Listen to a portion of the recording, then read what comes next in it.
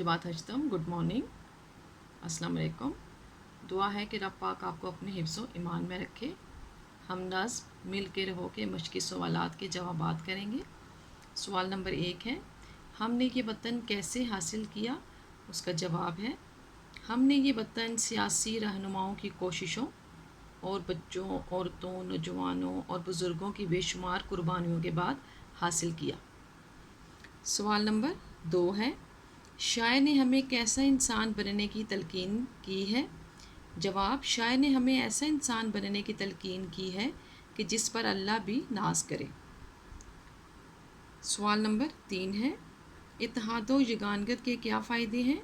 जवाब, इत्तेहादो यगानगत के मंदरजा झेल फ़ायदे हैं। 1, जब किसी कौम में इत्तेफाक व इत्तेहाद होता है तो दुश्मन उसकी तरफ मैली आंख से नहीं देख सकता। नंबर 2, इत्तेफाक व इत्तेहाद से कौम मजबूत होती है। नंबर 3, वतन कामयाबी की मनाजिल तय करता है।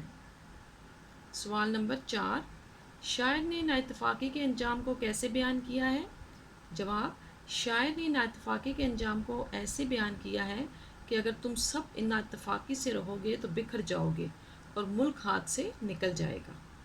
सवाल नंबर 5 है, किस तरह और किन असूलों पर हमें ज़िंदगी बसर करनी चाहिए?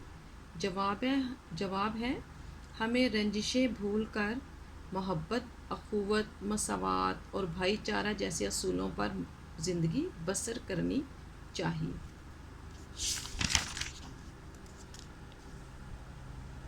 उन्वान, नज़्म मिल के रहो, शायर मसरूर अनवर। इसका मरकज़ी ख्याल, ये नज़्म शायर मसरूर अनवर की तहरीर करदा है।